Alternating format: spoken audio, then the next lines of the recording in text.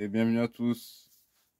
Aujourd'hui, je vous fais un petit peu la suite de l'unboxing et mes petits conseils, pas perso, les conseils en général qu'on va vous donner sur cet élément RC, sur le Hecto.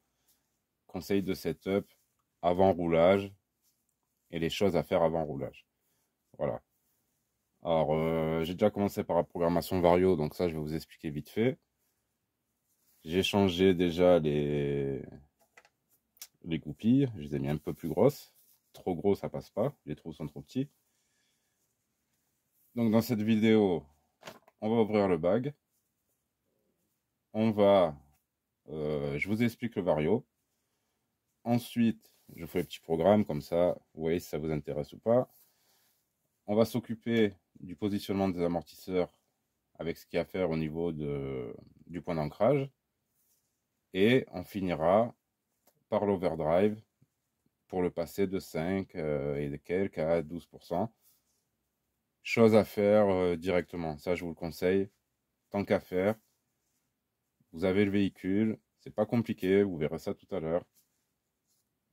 Donc tant que la voiture est propre, pareil, ça je sais pas si je le ferai dans cette vidéo, rajoutez les rétros, mettez stickers avant de rouler, comme ça vous travaillez sur du propre. Je sais qu'on a envie d'aller l'essayer, mais moi ça m'a démangé, hein, mais bon, voilà, ça évite de toute poussière ou de faire n'importe quoi. Comme je vous l'ai dit, de travailler sur du propre. Donc, ah oui, et petit ajout à l'unboxing, les jantes sont bien des Bedlock. Donc, top. Il reste plus qu'à avoir les jantes. Donc là, ça va concerner des modifs qui coûtent 0. D'accord. Après, il va rouler un petit peu comme ça. Donc, stock, juste réglé. Ça, ce sont des réglages. Et par la suite, les seules options pour l'instant que je vois et qui vont être mises dessus, ça va être jante alu, métal, je ne sais pas, et poids à l'avant. Ça sera la seule chose qu'on va mettre dessus. Mais commençons par le commencement. Donc voilà, je vous ai fait le programme. On va essayer de le suivre. On va essayer de filmer. Oui, c'est le cas. Ça fera assez de place. Alors le bag. Un support pour le cerveau et pour mettre un treuil cerveau ou pour mettre le cerveau à droite ou à gauche. Petit conseil, si vous ne mettez pas de treuil, si vous avez un vieux cerveau, vous prenez juste le cache, vous le démontez, vous prenez le cache, vous le vissez et ça protégera des infiltrations. On va dire ça comme ça. Alors ensuite, ici on a un palonnier de cerveau. Il n'y a rien d'autre là-dessus. Tout ça pour un palonnier. Ouais, c'est qu'ils ont pris les trucs eux-mêmes. Des écarteurs. Alors tout ce genre de pièces, vous voyez, vous les gardez. Ça peut vous servir pour d'autres RC, pour d'autres réparations. Moi, ça m'aide énormément. Alors, encore un palonnier. Voilà, en plastique. Des rotules en plastique. Alors tout ça, bon, je trouve pas ça génial. Malgré tout, ça fonctionne. Alors, faut pas dire le contraire. Ici, on a les deux antennes. Alors, vous voyez, déjà, celle-là, elle a 2 points d'ancrage. Ouais, à moins de bien la mettre, mais sinon, c'est presque sûr que ça ira pas. La petite ici. Ça, je vous dis, je pense pas que ça sera vu en vidéo. On a des grands plots de carrosserie, comme je vous ai dit, pour mettre, ouais, si vous avez une carrosserie pelote à l'arrière. Et des plots pour l'avant, au cas où pour les remplacer. Plots que vous pouvez intervertir avec les axiales SX10-2 sans problème. Donc c'est du bag, le bac à batterie. Alors à mettre ou pas, ça dépend, à voir. Ensuite ici on a quelque chose qui va à gauche. Alors est-ce que ça concerne leur système? Non, même pas, je ne sais pas. Encore une fois, on reviendra peut-être là-dessus, mais pour l'instant, je ne sais pas. Donc, des rotules en plastique gris. On en a 4. Bon, et pour le reste, la même pièce pour la droite. On finira bien par savoir à quoi ça correspond. Et, alors ça par contre, je le vois, une autre pièce pour la panhard. Et qui va venir se mettre ici. Alors une en plus, ouais. Bon, pourquoi pas. Et ici, on a les pignons, les engrenages, appelez ça comme vous voulez, pour l'overdrive à 12%. D'origine, 5, voilà, 5, 6. Après, on passe à 12. Si vous ne voulez pas d'overdrive, il faudra prendre, c'est une option. Voilà. Par contre, je vous le conseille pas, l'overdrive. Déjà, même 12%, c'est vraiment un minimum. C'est déjà beaucoup mieux que les 5. Et vous pouvez même passer à 20, 25, vous n'aurez pas de soucis. Et vous allez voir une réelle efficacité. Voilà, la réelle efficacité de cette option. Qui bien souvent ne coûte pas cher. Il suffit de changer le couple conique, la couronne, faire ci, faire ça. Bon, ici, ça va se passer dans la boîte. Comme on va le voir tout à l'heure. Mais vraiment, c'est le jour et la nuit. Voilà, je vous le dis. Essayez par vous-même, vous verrez bien. Donc ensuite, on va passer au variateur. Alors comme je vous l'ai dit, c'est un variateur programmable, comme j'ai dit dans l'unboxing, mais sans carte de programmation. Alors, je ne suis pas allé voir leur prix.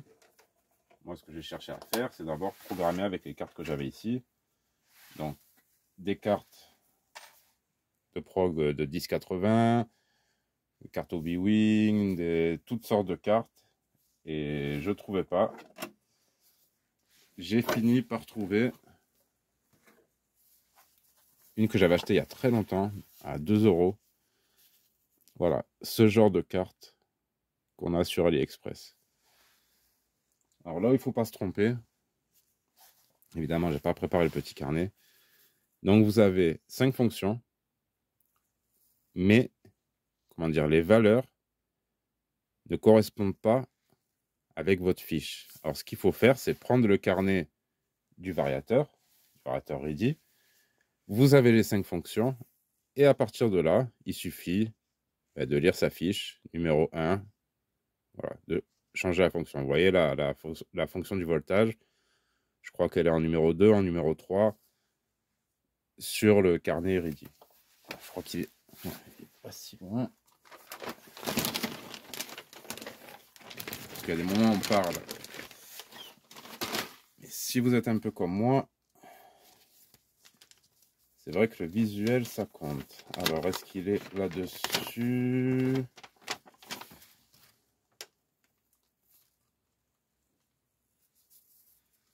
Oui. Alors, vous voyez ici, on a la carte ready, qui est exactement la même. Sauf les fonctions. Mais ça fonctionne parfaitement. Donc, c'est pas la peine d'acheter la carte ready. Vous achetez cette carte-là pour pouvoir, comment dire, le programmer. Vous mettez une lipo, vous débranchez votre SC, vous le débranchez du récepteur qui est ici, et vous venez vous brancher à cette prise. Vous l'allumez. De toute façon, il n'y a pas de on-off. Donc, dès que vous avez branché la batterie, hop, vous pourrez tout programmer avec ça. Voilà, ça c'est la petite info qui pourrait servir à certains si vous voulez garder ce variateur.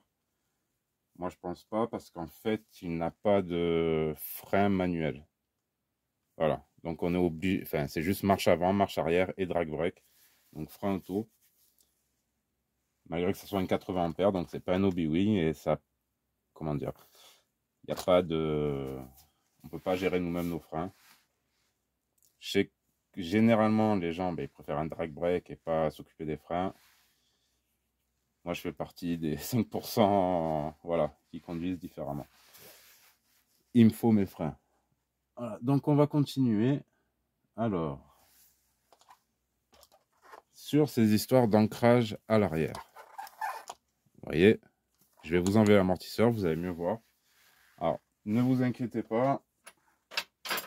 Les 3/4 de la mécanique, je mettrai une petite pause, histoire de faire une petite coupure. Puisque je vais tout refaire au tournevis, qui n'est pas électrique. Ça va prendre un temps fou.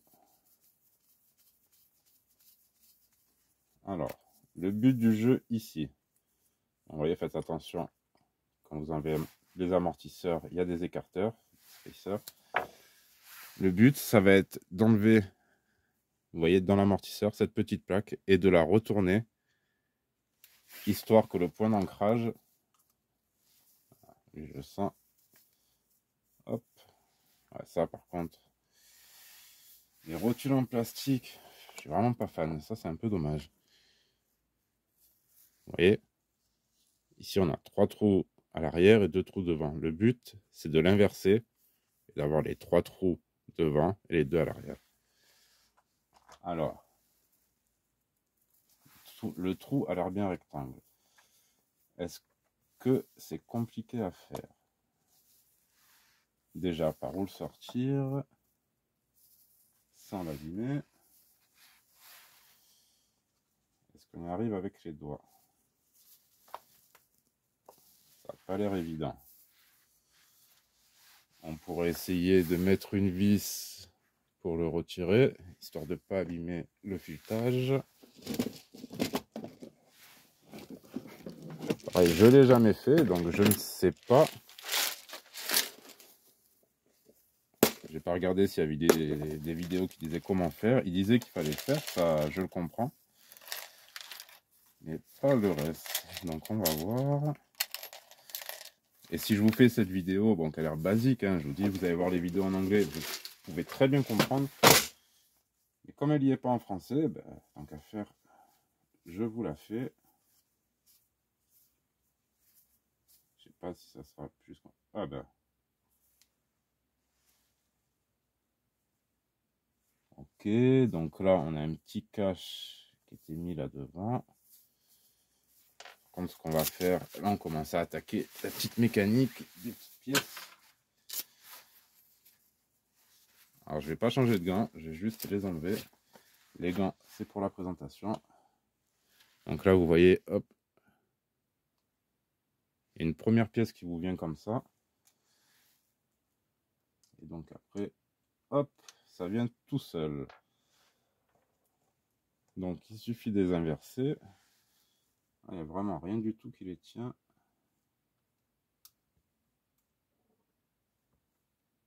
Inverser dans ce sens ou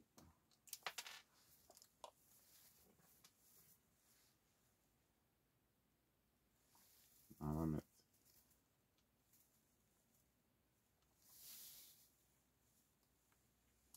Voilà, ça rentre bien, c'est moi qui galère pour rien. Et voilà. Donc après, on reprend notre vis, notre rotule et notre écarteur. Ne l'oubliez pas. Et vous vous mettez donc au point d'ancrage qu'on vient de créer en quelque sorte.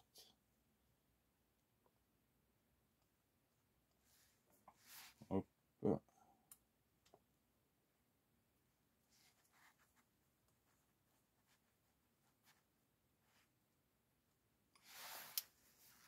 Voilà. Donc là déjà, on devrait être plus bas. Bon, évidemment, il faut faire les 2 amortisseurs. Mais on est déjà plus bas qu'ici. Donc, je vais faire la même chose de l'autre côté. Ici, à l'avant, pareil, tout ça, c'est histoire de baisser le centre de gravité au max. On n'est pas limité avec la carrosserie, enfin, pas trop. Donc, ça nous permet de le faire. Alors, à l'avant, par contre, ils sont bien placés. Il suffit juste... Hop. décaler l'amortisseur. Vous voyez, là on a les 3 vers l'arrière. Il suffit juste de le remonter un petit peu sur le trou le plus haut. Plus vous montez sur le point d'ancrage, plus vous baissez le centre de gravité de votre châssis. Alors à l'avant, bon, vu qu'on est tout en haut, donc au point le plus bas, hop, ça sert à rien de serrer comme des malades dans la lue. Ici, on a la panhard qui possède 3 positions. Et là, on est sur la position du milieu. Vous voyez, je vous parle ici. Donc, vu qu'on est remonté, on va aussi la remonter à la position la plus haute. Et ensuite, je ferai la même chose sur les amortisseurs arrière. Donc là, je vais vous mettre... Ouais, bon, à la limite, je peux vous montrer la panhard. Ça va prendre 30 secondes.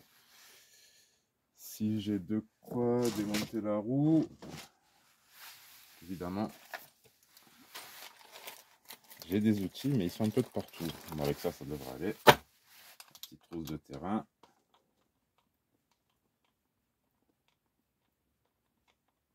Ah, disons, des montages manuels comme ça va bien quand on fait pour soi-même. Quand on commence à faire des réparations, des vidéos, ça va bien passer électrique. Donc vous voyez la bedlock qui se prend par le milieu. Vous avez les vis ici. Et ensuite vous pouvez enlever vos 3 parties, vous reste le pneu. Ça c'est vraiment bien pensé. Donc là je vous ai dit, la panhard, on va la relever, on va la mettre tout en haut. Donc là pour l'instant on est toujours sur tournevis hexagone de 2 mm. Évidemment, je dévisse au mauvais endroit. J'étais en train de démonter la fixation de la panhard, alors qu'elle est ici.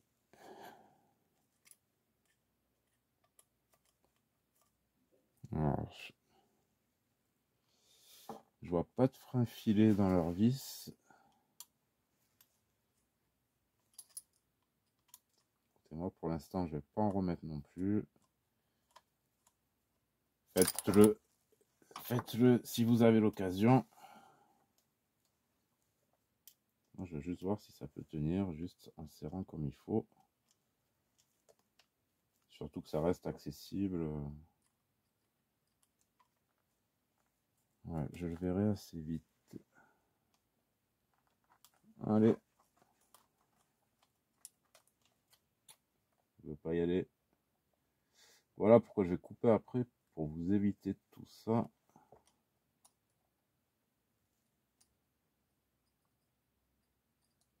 Voilà.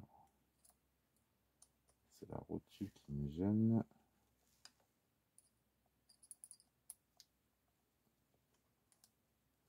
Voilà.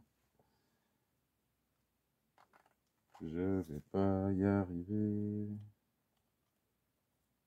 en vidéo.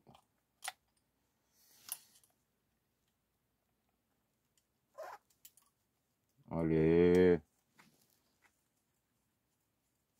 Ça y est, tu y es. Voilà. Donc, la panhard, c'est fait. Le côté, on va dire oui, côté gauche, c'est fait.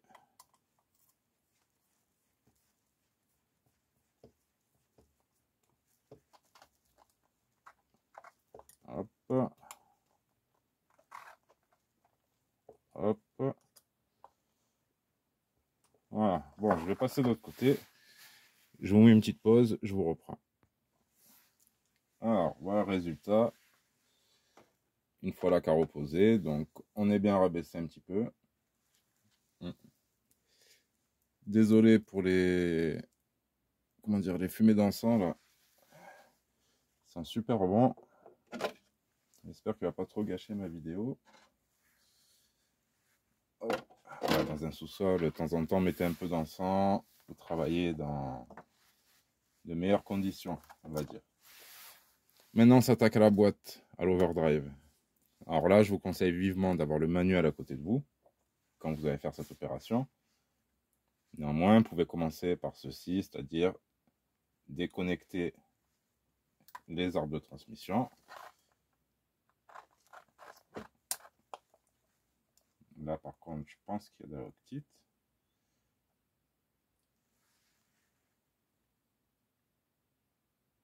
Non, même pas. Donc, vous voyez, ce qui est bien, c'est le BTR avec l'axe. Et des moments, c'est un BTR à fixer de chaque côté. Là, c'est très très bien comme système. Donc, on enlève d'un côté. De l'autre, on va le rendre accessible. Alors, quand vous travaillez, ayez toujours des endroits où ranger vos vis. On va pas dire que je donne le meilleur exemple.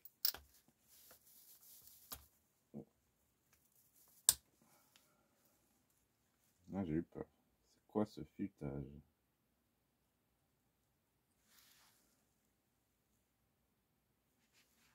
Ma foi. Bon, je pose là. On déconnecte. Voilà, bon, il s'enlèvera tout seul. Donc une fois que vous avez fait ça, vous pouvez aussi débrancher les fils moteurs. Donc là, on a le rouge avec le noir. Voilà, allez savoir, c'est d'origine. Donc, vous pouvez déjà les déconnecter. Donc, rouge sur noir et noir sur rouge. Ok. Comme quoi les codes couleurs. Et ensuite, vous avez ces 4 vis. Alors, il y a des moments où vous avez ces deux-là qui vont être plus longues ou plus courtes que ces deux-là. Donc, repérez-les quand vous les desserrez. Je vous enlève la boîte et on se reprend. Alors voilà, comme je vous ai dit pour la boîte, donc au milieu, on avait des vis de cette longueur. Et juste au-dessus, les vis sont beaucoup plus petites. Donc, ça peut paraître bête, mais ne vous trompez pas au remontage. Voilà. Moi, hop, monteur de ce côté, puisque vu d'en dessous, vous pouvez très bien le monter aussi dans ce sens. Voilà, il n'y aura pas de problème, mais c'est pas le montage d'origine. Donc là, on va attaquer à partir de l'overdrive. Donc avant que je sorte au bouquin, je vous explique. Vous avez 1, 2, 3, 4, 5 vis à retirer pour avoir accès à l'intérieur. Ne prenez pas peur, c'est pas compliqué du tout. Voilà, donc j'ai changé de tournevis parce qu'il a une meilleure empreinte. Ça aussi, faites-le avec de bons outils.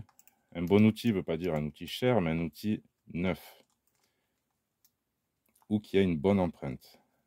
Alors moi, dans ceux-là, j'ai essayé ceux qui sont de cette couleur. Ben, au final, j'en suis assez content, même s'ils finissent par s'abîmer aussi. Mais à 4 € le tournevis, même pas 3 et quelques. Tournevis, je vous rappelle, avec 4 embouts. Bon, là, ils sont pas tous là. Mais super rapport qualité-prix. Ne vous faites pas avoir par les grandes marques et ci et ça.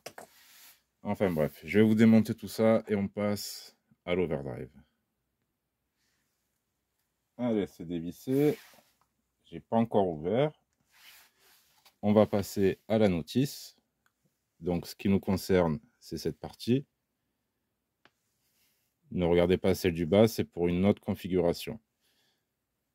Donc là, on a l'option sans overdrive. Vous voyez, 28, 28, 52, 52, 20. Ça, c'est comme il est d'origine. Donc, ce qui change, c'est le 53-27 au lieu du 52-28. Et là, on va passer au 54-26 au lieu du 53-27. Voilà, c'est ce qui va nous donner nos 12-13%, je ne sais plus, je ne sais jamais. Voilà, donc là, on vous montre bien le véhicule vers l'avant. Donc, vous avez votre moteur ici, avec le pignon, la couronne. Voilà, et là, l'arrière du moteur. Ce qui se présente comme ça. l'arrière et l'avant. Vous voyez, et nous, on va démonter cette partie. Alors, moi, je vous conseille au maximum, vous pouvez laisser les vis sur le cache. Donc là, dans cette partie, on n'a rien à toucher. Il suffit, on peut déjà le mettre ici. On va avoir ce pignon. Du coup, je suis en train de perdre mes vis. Qui va venir se mettre ici. Voilà. Et on va pouvoir retirer celui-ci. Alors, il me semble que c'est indiqué dessus. Voilà, là c'est le 27. Nous, on passe sur le 26. Celui-là, c'est bon. Je vais en profiter pour attraper. Attraper la graisse. Voilà. Ensuite, vous devez changer le plateau qui vient vers l'arrière ici. Donc là, pareil, prenez un bon tournevis. Parce que ces vis-là, pour les trouver, c'est un peu compliqué. Donc vous voyez, il vous suffit de séparer ça. Franchement, leur système, il est vraiment bien fait. Alors, donc ici, on va passer du 53 au 54. Et mis ce que je vais faire, vous voyez, il suffit de démonter les 4 vis ici pour remonter la nouvelle couronne qu'on va graisser après, qui elle sera en 54 à la place du 53. Donc le temps de démonter les vis, encore une petite pause, petite coupure montage et je vous reprends. Ouais, de suite. Alors, le plateau est changé. Alors là, par contre, on n'a pas l'indication du nombre dedans. Donc, ne vous trompez pas, ne remontez pas le même. Ça peut arriver. Moi, ça m'est pas arrivé. Hein. Là, tout ce que je vous montre pas, c'est en fait le revissage ou le dévissage des vis qui va prendre un temps fou. Donc maintenant, il n'y a plus qu'à remettre dedans. Donc, hop, il me semble... On va laisser là.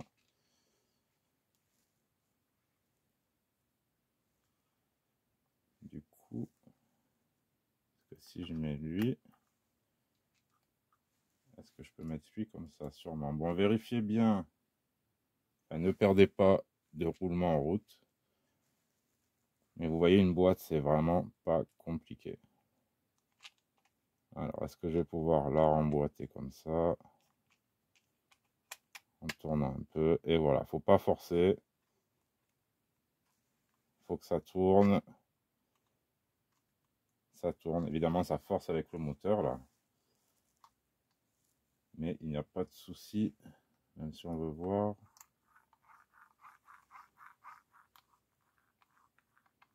Voilà, prenez un petit levier. Il n'y a pas de bruit anormal. Ça, c'est pas le bon tournevis. Donc, voilà. Là, on a monté les 12% d'overdrive. Donc, je remonte les vis. Vous voyez que j'ai pas enlevé des logements, donc il n'y a plus qu'à les revisser. Après, je remonte sur le châssis. Je vous montre tout ça. Allez, on continue. Donc, ça y est, on a remonté. Donc, centre de gravité rabaissé. Overdrive à 12%. Ça, je vous dis, faites-le. Au moins l'overdrive, faites-le de suite. De suite, c'est le mieux. Voilà, vous avez vu, enfin, j'espère que vous avez vu que c'est pas compliqué. Je suis pas un grand mécanicien. Je fais ça depuis pas très longtemps. Voilà, c'est très accessible. Je vous dis, le seul truc que vous n'avez pas vu, c'est le moment où je dévisse et je revisse. vous sert à rien sur la vidéo et je suis pas assez fort en montage pour vous couper tout ça après, donc j'ai mis des petites pauses. Autre chose que je voulais voir, donc on est là.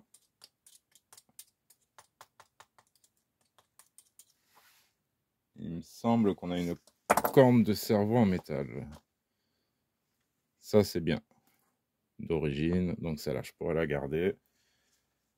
Je pense que le cerveau sera changé plus tard, le SC aussi pour un 1080, on va pas s'embêter. Le moteur il est très bien, l'imultiplication est très bien. Donc là il est presque fini pour aller rouler.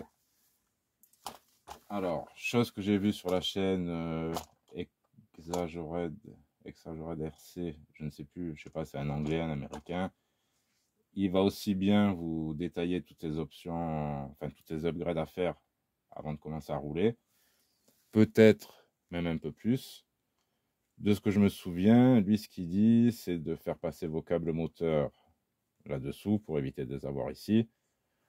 Bon, moi ça sera changé, donc pour l'instant ça reste comme ça.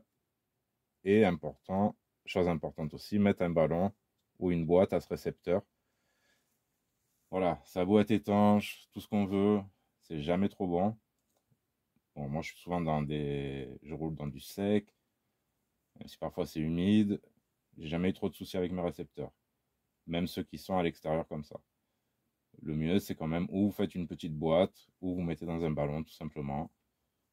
Voilà, le tout, et après il faut le recoller, mais bon, rien n'est jamais étanche à 100%.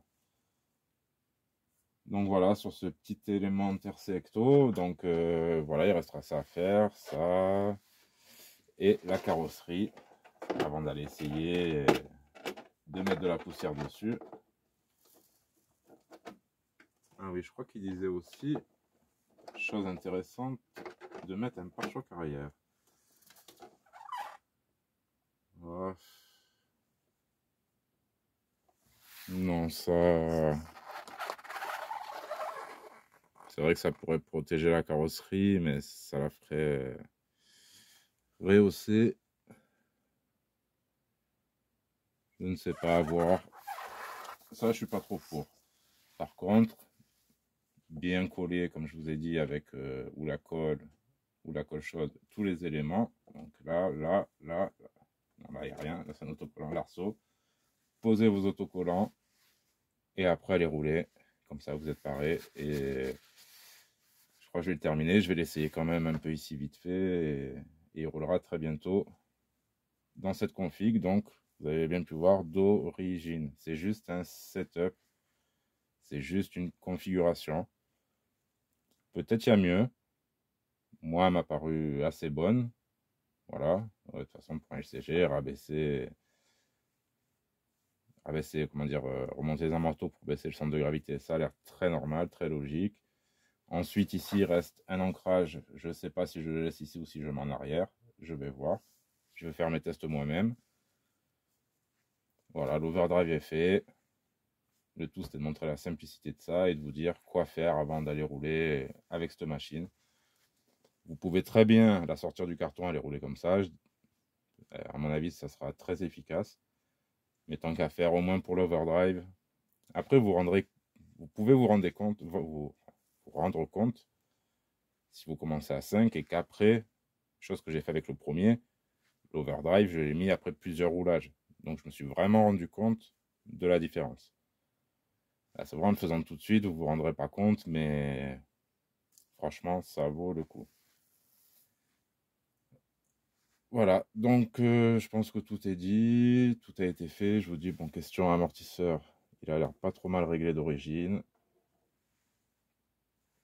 Donc on va finir les petits détails et passer au roulage. Alors j'espère que ça vous aura intéressé, que ça aura pu vous aider si vous avez un élément tercé ou un ecto particulièrement.